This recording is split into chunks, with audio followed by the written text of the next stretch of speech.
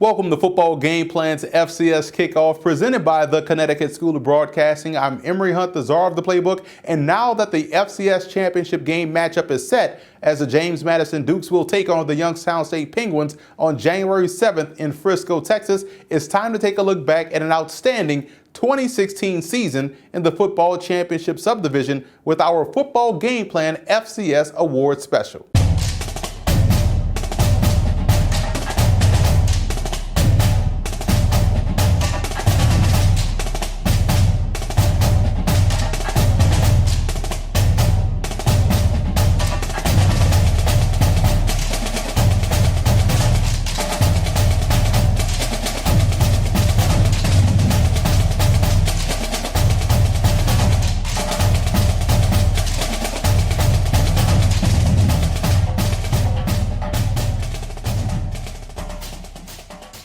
With 125 teams competing in the FCS over 13 conferences, there's going to be a ton of outstanding plays being made by talented student athletes. So let's get this show kicked off the right way by taking a look back at some of the best plays from this past season.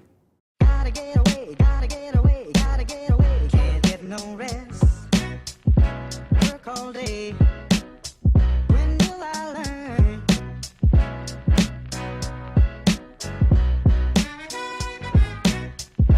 Work all day. When will I learn? I gotta get away, gotta get away, gotta get away.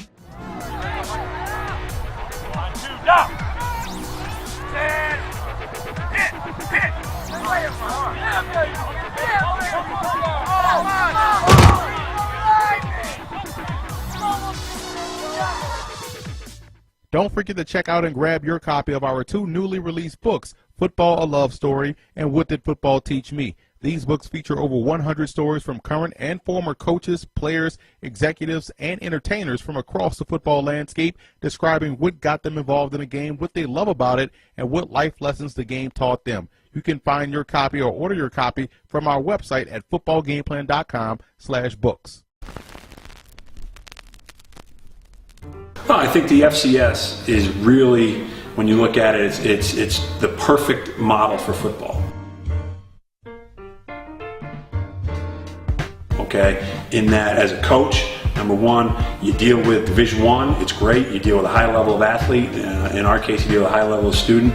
It's extremely competitive football. It's a great environment, but it's also doesn't have some of the trappings that the bigger levels have as far as the business and the money of things. But it's pure football. And as a coach, that's what I like is it's about the football. And I think the way we determine our champion is the best playoff system in all of sports. And I think that you can never argue with who the national champion is at the FCS level.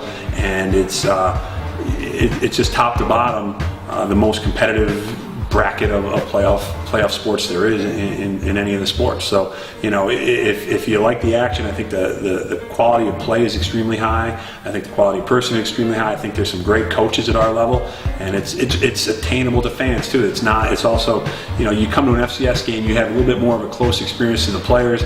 And in our case, the players meet the people in the town. It's right there. They're not kind of like these pros in waiting. You can reach out, you can touch them, you can meet the coaches, you can do that stuff. It's just enjoyable football at a real high level still.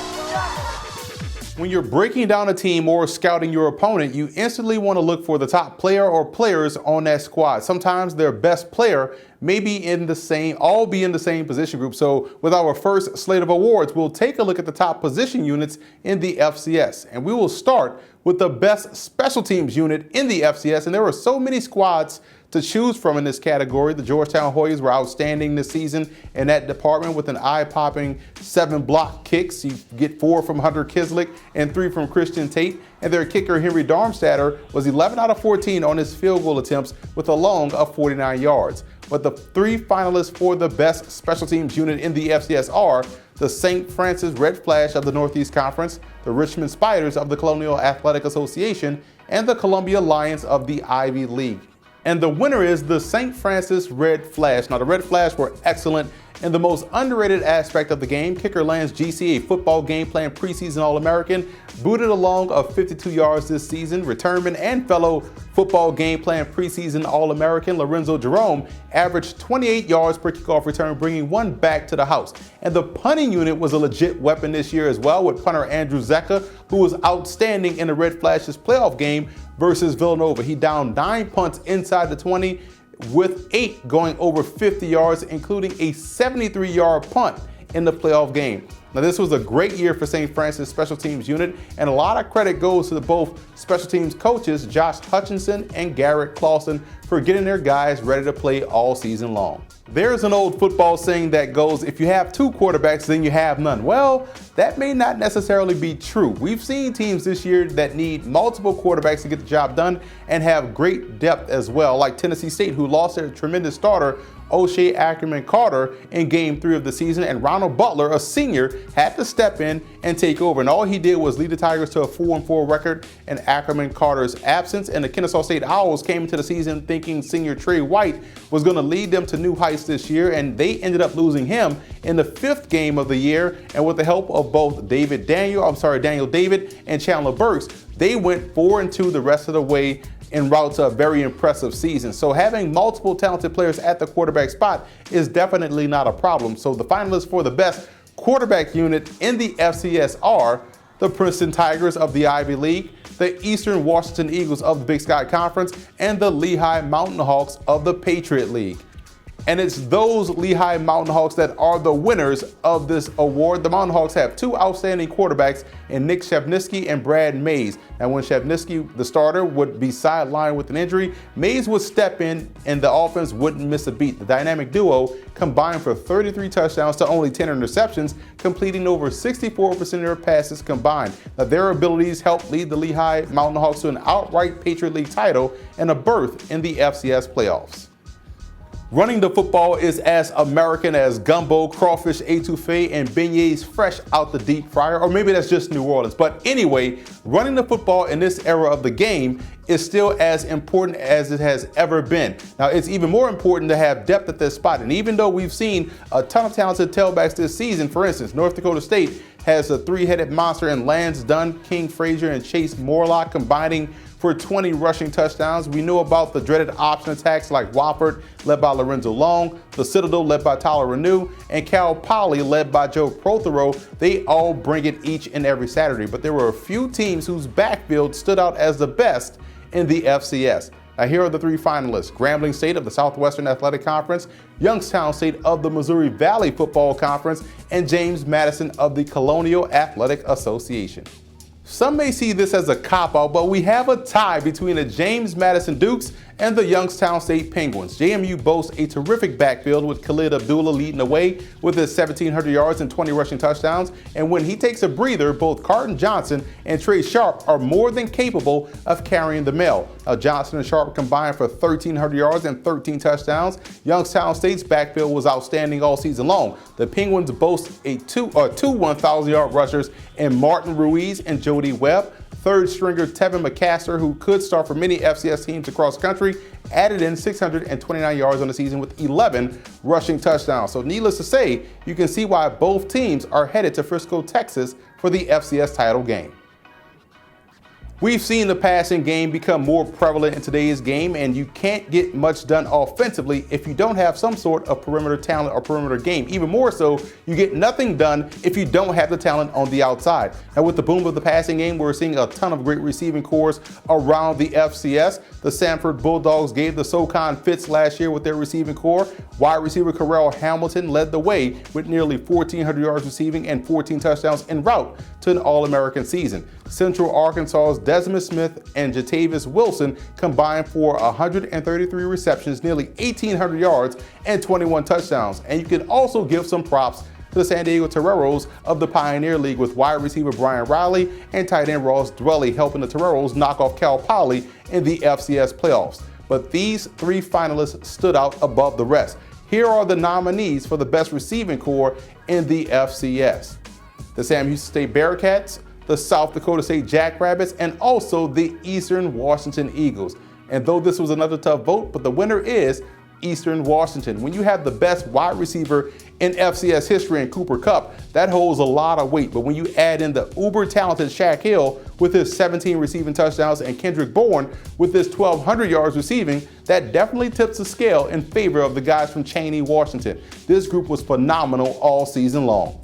The linchpin to any offensive success lies along the line of scrimmage where the five smartest, toughest, and most athletic guys on the team reside: the offensive line. Now, good offensive lines come in all shapes and sizes. The Wofford Terriers consistently got movement up front all season long. You can make a legit argument that Villanova won some games based on the fact that their offensive front took over ball games late in the fourth quarter. But we can't give the award of the best offensive line to everybody. We'd be here all day. So we narrowed the list down to three, and here are the finalists. The Harvard Crimson, coming off a solid season in the Ivy League.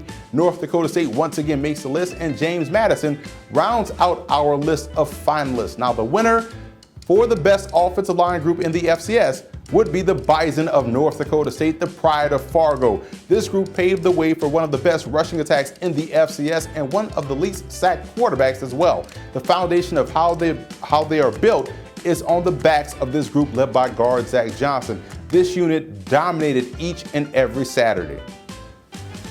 On the flip side of controlling the line of scrimmage coin is the defensive line. We saw some really great ones here in the northeast part of the country with Holy Cross, Villanova, Princeton, Georgetown, Bucknell, and Colgate, along with North Dakota State with Greg Menard and company, were also very stout. The Dayton Flyers were surprisingly good along the defensive line this season as well. Both Mike Gray and Nick Sturgis were outstanding this season for the Flyers. But the nominees for the best defensive line in the FCS are the Chattanooga Mocs of the SoCon, the Missouri Valley Conference's Youngstown State Penguins once again making our list, the Sam Houston State Bearcats of the very tough Southland Conference. And in our opinion, the Chattanooga Mocs own the best defensive line in the FCS, along with owning the line of scrimmage in the process. They're led by their defensive end, Keonta Davis. The Mocs defensive line alone were responsible for 52.5 of the 84 TFLs and 32.5 of the 38 sacks. That's unheard of, and a big reason why. The Mocs were one of the stingiest defenses in the subdivision, holding opponents to only 3.5 yards a carry. No position on the football field has it harder today than the linebackers, and trust me, I truly feel for you guys. With the abundance of spread offenses, linebackers are being asked to do more from a coverage standpoint and make more plays in space out on the perimeter. Yet the good ones still find a way to get it done. And we've seen some good individuals as well as good units this season. Princeton, led by Rohan Hilton and Luke Kataris, were excellent at the second level. So were the Delaware Blue Hens with middle linebacker Charles Bell and Jaswan Thompson. We've narrowed this vast list of great linebacker units down to 3 and who we think are the top 3 in the FCS, and they are VMI, Holy Cross, and Sacramento State. We think the Keydets were not only much improved, more so than what their record may indicate, but they were excellent at the second level defensively. Linebackers Ryan Francis and Alan Kratzenberg were superb. Francis finished with 96 tackles, 13.5 TFLs, and 50 solo stops. Now, Kratzenberg was also a tackling machine with 60 solo stops, including a 20 tackle performance versus their rival, the Citadel. Now, outside linebackers Elijah Robinson and Brian Lipscomb combined for 112 tackles, 11.5 TFLs, and 4 sacks. On the back end in the secondary, it's about communication, confidence, and game-breaking ability. Now, 2016 in the FCS had a lot of the 3 coming from the guys whose main job is to shut down the opponent's passing game. St. Francis did a very good job this season in doing so with Lorenzo Jerome, Jalen Wells, and Malik Duncan. So did Tennessee State, who was led by Senior Bowl invitee Ezra Robinson. Even out west, the North Dakota Fighting Hawks secondary was the best in the Big Sky Conference. Their outstanding defensive back Cole Reyes finished the season with 3 interceptions and was a constant nuisance to opposing offenses each and every week. Now here are the finalists for the best secondary in the FCS. First are the Florida A&M Rattlers, who had a nice end to their season, the Villanova Wildcats of the Colonial Athletic Association, and the James Madison Dukes, once again also of the CAA. And we've decided that the Florida A&M Rattlers secondary stood out far and above the rest this season. Terry Jefferson, Jock Bryant, Braxton Brown, Orlando McKinley, all 4 guys combined for 12 interceptions and 1 touchdown. Opposing quarterbacks only completed 59% of their passes for only 158 yards a game. Now, Bryant and Brown are seniors, but the Rattlers return Jefferson and McKinley, but they also have a host of talented sophomores coming down the pike next season.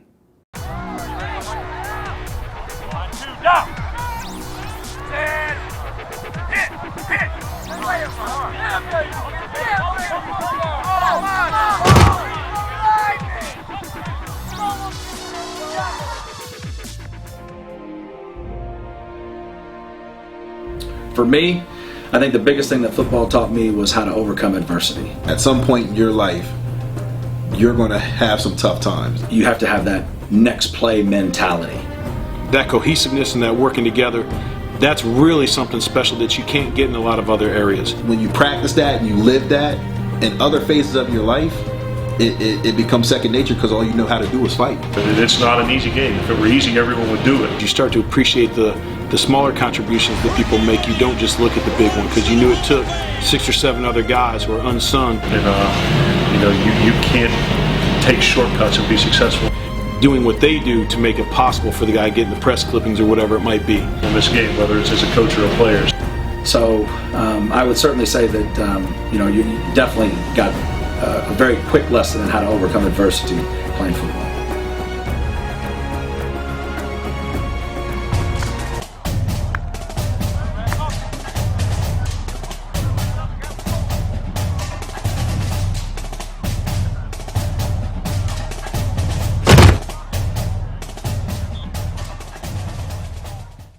Welcome back to the FCS Kickoff. So let's hand out some more awards, shall we? And we'll start with our Next Man Up award. And all of the following players are winners of this award, which exemplifies the ability to be a good teammate as a reserve and rise to the occasion when your number is called to step in for the injured starter. Kevin Johnson of Richmond had the tough task of stepping in for Spiders quarterback Kyle Loletta as Richmond headed into the playoffs. Talk about getting yourself ready to play. The Spiders were facing a red-hot North Carolina A&T squad who had the upset on their mind, and Johnson went 15-23 for 315 yards and 2 touchdowns, 1 passing, 1 rushing, en route to a Spider victory. He also led the charge the following week against North Dakota. Down 24-7, Johnson went 15-22 for 289 yards with 2 touchdown passes and led the comeback in Grand Forks as the Spiders went on to win the game 27-24.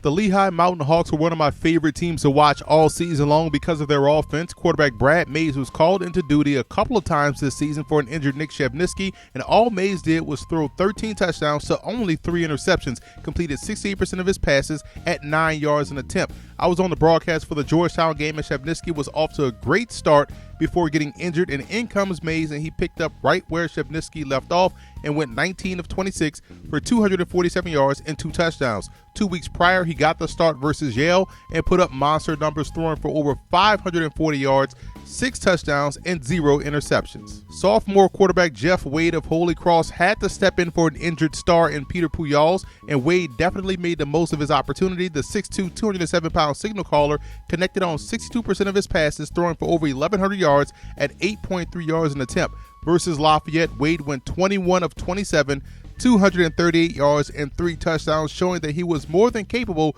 to step in if need be, and he was able to do that in each of his starts this season. Ronald Butler III of Tennessee State is the example of being a good teammate. Butler was a freshman starter for the Tigers back in 2013, where he threw 13 touchdowns to only 4 interceptions, became a spot starter in 2014 and 15, and this year he started the season as the backup to O'Shea Ackerman Carter, and when he went down in the Bethune-Cookman game, Butler stepped up and showed out to the tune of 21 touchdowns to only 9 picks, while adding an additional 476 yards rushing and 6 touchdowns. Now, Butler kept the Tiger season afloat and had them on the brink of an at-large bid to the FCS playoffs. We have our first and only defensive player here in linebacker Matt Plank of North Dakota State. The Bison had an NFL prospect in the middle named Nick DeLuca, who went down with a season-ending injury, and a lot of people thought that there would be a significant drop-off in production, but in comes Plank, who went on to become an all-conference performer. He finished 2016 with 76 tackles, 5 TFLs, 3 pass defense, and a forced fumble, and also an interception. So needless to say, the 6', 225-pound junior made the most of his opportunity. It's very hard for a college football freshman to get on the field, and not only just get on the field, but play well. And here's a look at some of the guys that we think did a great job in doing so in 2016. There were a ton of freshmen who had fantastic seasons this year, and here's a look at some of the freshmen of influence in 2016. I was impressed with both quarterbacks Chase Fourcade of Nichols and Kurt Rawlings of Yale, as both guys showed growth with each start this season, and the future is definitely bright for the 2 signal callers. Wide receiver Kyle Anthony of Howard showcased some of the best hands in the FCS, routinely making the contested catch with ease each and every game. And Josh Wainwright of Columbia was a part of one of the best recruiting classes in the FCS and dazzled Lions fans each weekend with his ability as a receiver and also as a returnman. But we've broken down the list for Freshman of the Year into 3 categories: offensive, defensive, and special teams. Our nominees for FCS Offensive Freshman of the Year are running back A.J. Hines of Duquesne, wide receiver Nathan Stewart of Sam Houston State, and quarterback Tyree Adams of Western Carolina. And we'd be foolish to go against the Jerry Rice Award winner and running back A.J. Hines of Duquesne. The 5'11", 220-pound tailback from Wilson, North Carolina, posted 6 games over 100 yards at 5.3 yards a carry with 13 rushing touchdowns. You kept checking the roster to see if this was a guy that was an upperclassman, but nope, he was just a freshman. And with their ability to lean on him late in games, it's no wonder why the Dukes were on the brink of a playoff berth this season.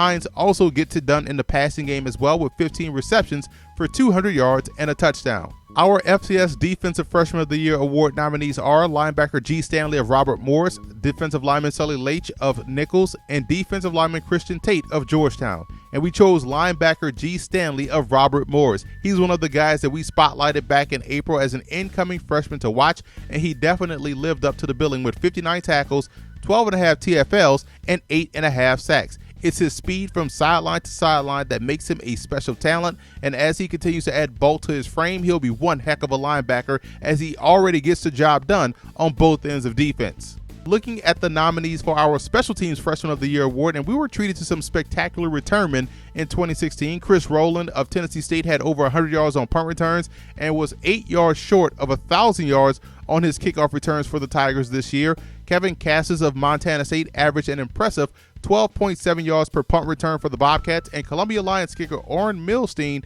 finished second in the country, going 12 out of 13 on his field goal attempts, which was 92%, and it's Milstein that gets the nod for our Freshman Specialist of the Year. He was also a perfect 16 of 16 on his extra points this season with a long field goal of 44 yards. He was 7 of 8 between 30 and 39 yards, and a perfect 2 out of 2 between 40 and 49 yards.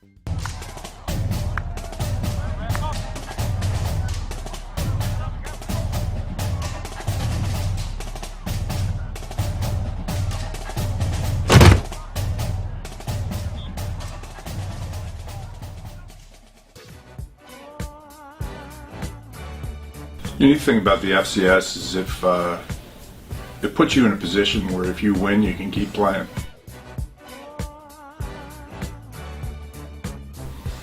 That it's competitive. It is Division I football, and it's also been able to cross conferences. I think within our league, we play alongside the Ivy League, alongside the CAA, alongside the NEC, and it really gives you an opportunity each and every Saturday to prove yourself. The other thing is that these schools within this league are putting people out that are student athletes, that they'll achieve one of the better educations in the country, biased here at Bucknell. But we're also in a position where we can participate and play against some of the FBS schools. Last year we played against Army, and a couple years we played against Temple. To be able to judge yourself in terms of what you've done with your program, what you've done with your team against those teams that are, the more preeminent teams in the country, and that I think we all have to realize that a football field, when it comes down to it, it's 53.3 yards wide and 120 yards long. Regardless of where you're playing, that's the field, and that's what's exciting about college football. That when you get out there on a Saturday, and I keep telling my team, and I've always said this to my teams, they might be yelling, all right, regardless of who they're yelling for, make sure that you know they're yelling for you.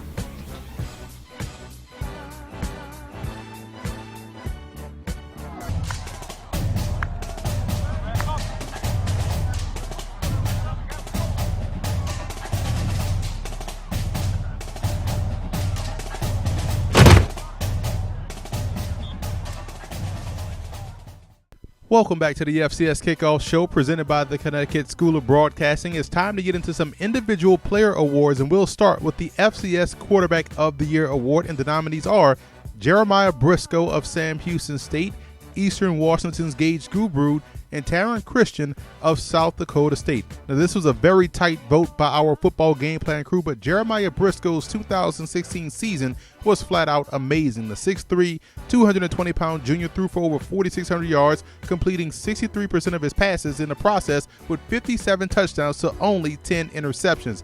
Briscoe had 3 or more touchdown passes in every game but one this year, including this 438-yard, 7-touchdown performance in the Battle of the Piney Woods rivalry versus Stephen F. Austin. Our Running Back of the Year award nominees are, and man, do we have some good ones, in Chase Edmonds of Fordham, Tariq Cohen of North Carolina A&T, Southern's Leonard Tillery, and not pictured as Khalid Abdullah of James Madison. The winner goes to the Bronx baller and Chase Edmonds, the nation's leading rusher this year with 1,799 yards and 19 rushing touchdowns. Edmonds averaged over 7 yards a carry and was big time in big games. I was at the Monmouth game where he rushed for over 200 yards, including a spectacular 77-yard touchdown run, and he followed that up with the performance the following week with a 17-carry, 359-yard, and 4-touchdown effort versus Lafayette. That game, Edmonds broke his own Patriot League rushing record as he averaged 21.4 yards a carry that day, and with another season like he's had in the previous 3, Edmonds could become the FBS and FCS all-time leading rusher next season. Wide Receiver of the Year nominees are Cooper Kupp of Eastern Washington, Sanford Bulldog standout Carell Hamilton, and Jake Winicki of South Dakota State. And when you break all of Jerry Rice's receiving records, you're going to sweep a lot of postseason awards. Cooper Kupp's 2016 season was just as spectacular as the rest of his career. Kupp finished his senior season with 117 receptions, 1,700 yards, and 17 touchdowns. He also kicked off the season with a big game against Washington State as he grabbed 12 receptions for 206 yards and 3 touchdowns. Kupp at times looked like a man amongst boys throughout the course of his career and was the most productive receiver in college football history by the time he was done. Who says the tight end position is dying in football? It's alive and kicking in the FCS, and here are our nominees for the Tight End of the Year award. Dallas Goedert of South Dakota State, Ross Dwelley of San Diego, and Eric Saubert, an East-West Shrine Game invitee out of Drake. Now, the winner is Dallas Goedert from an outstanding Jackrabbits program. The 6'5", 250-pound junior was second on the team in receiving with nearly 1,300 yards and 11 touchdowns. Goedert showcased tremendous athleticism and hands each week and posted a 200-yard game versus Western Illinois with 4 touchdowns, one of which you see here was the play of the week. Moving along to the guys in the trenches, the offensive linemen. Our FCS Offensive Lineman of the Year award nominees are Bucknell's Julian Davenport, North Dakota State's Zach Johnson, and North Carolina Central's Carl Jones. And when you talk about a guy that was box office each and every week, you're talking about Bucknell's Julian Davenport. The 6'7", 320-pound left tackle was dominant each game this season for the Bison.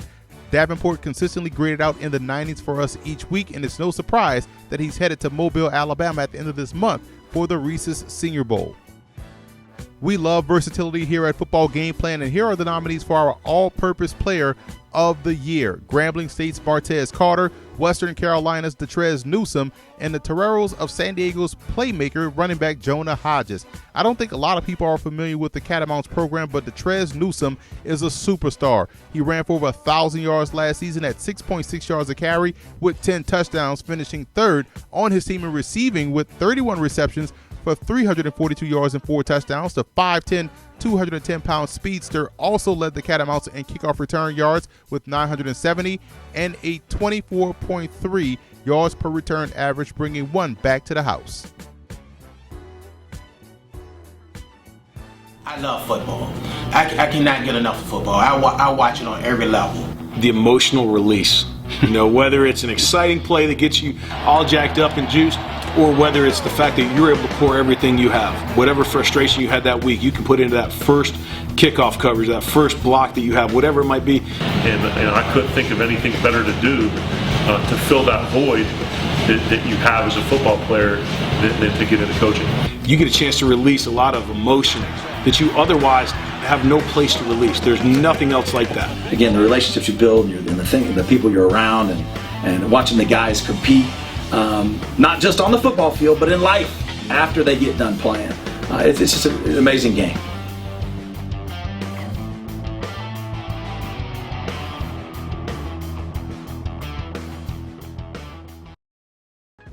Moving over to the defensive side of the ball and starting with our FCS Defensive Lineman Player of the Year award, the nominees are Carter Schultz of Northern Iowa, P.J. Hall, the outstanding player from the Sam Houston State Bearcat program, and Keontre Anderson of Jackson State.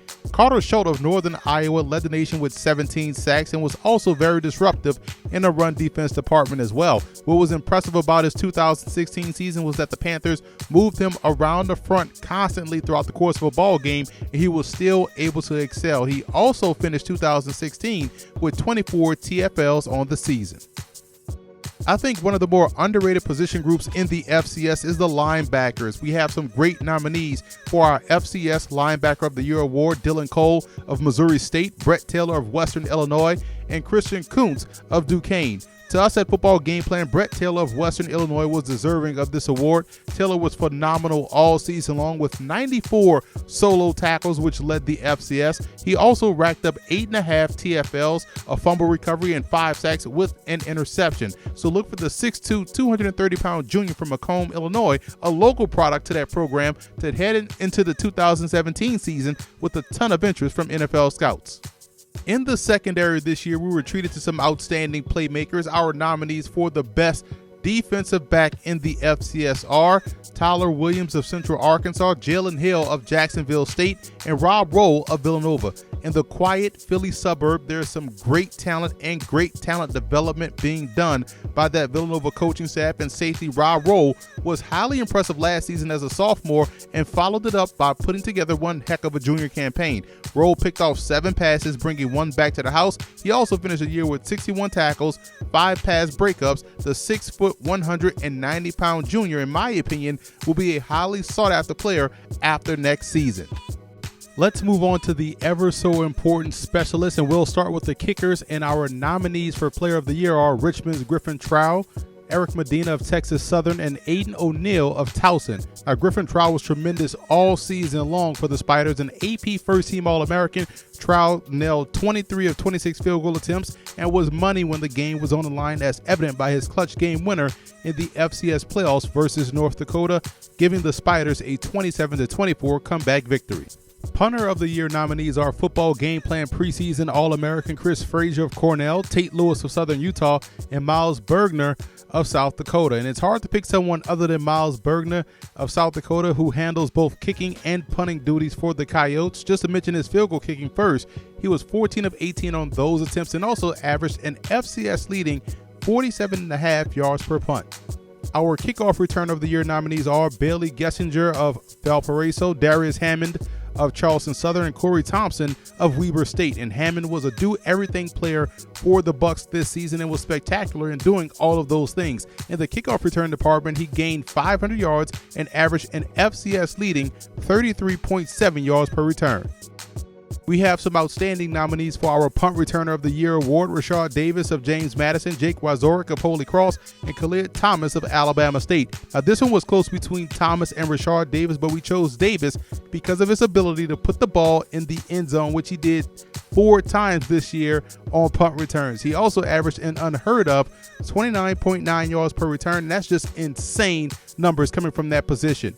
Congratulations to all of our FCS Player of the Year nominees and winners, and we'll take a quick break and be back after this.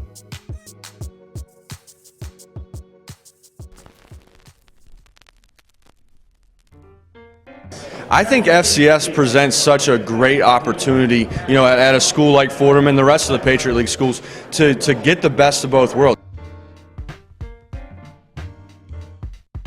You're talking about, some of the top 60 academic institutions in the country. Combine that with, full scholarship Division I football that's able to compete on a national level. I think, from a recruiting standpoint and talking to other coaches, that's what we're identifying. We're identifying guys that academics and football are equally important. Not one more than the other, but truly equally important. I think that's the strength of FCS football, certainly in the Patriot League.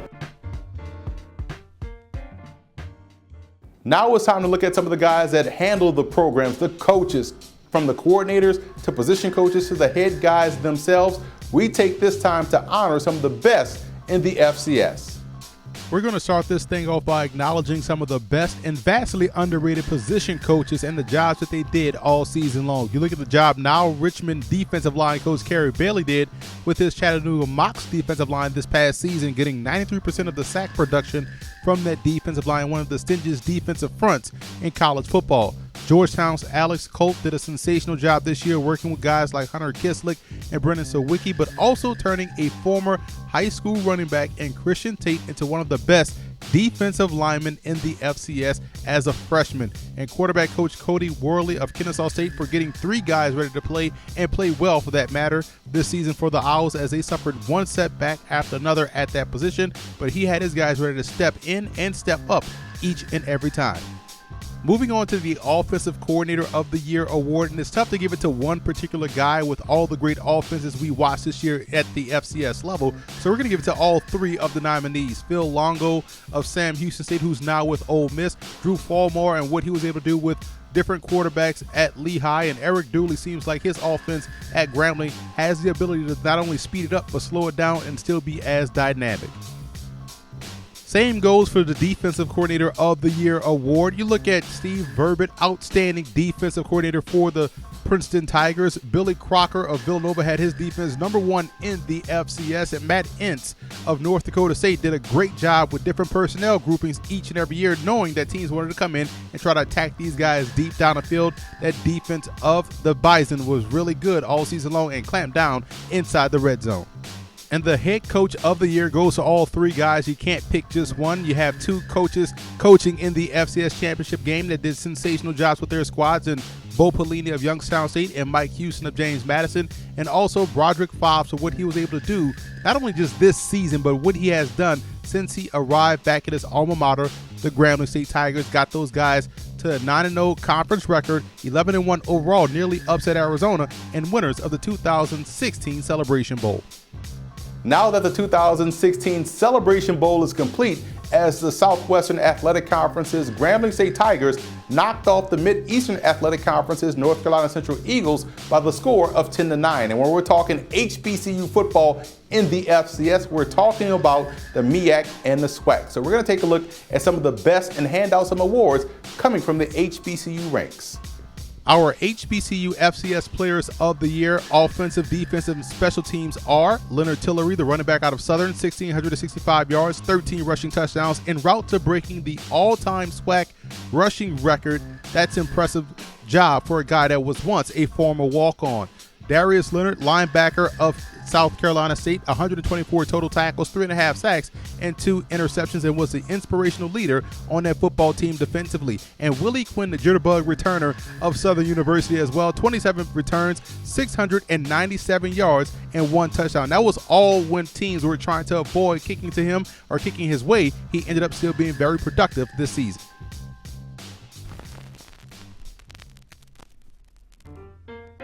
I think that the main reason to choose HBCU is for the family atmosphere. The guys are going to get the core values that their parents taught them, that their family members tried to raise them. You'll have a close-knit atmosphere. You'll actually have guys that care about you as a person. So I think that's the main reason for choosing the HBCU. So that's a wrap for this first annual edition of Football Game Plan's FCS Award Show. Be sure to follow us on all of our social media accounts, and also check out and subscribe to the FCS Opening Drive on iTunes.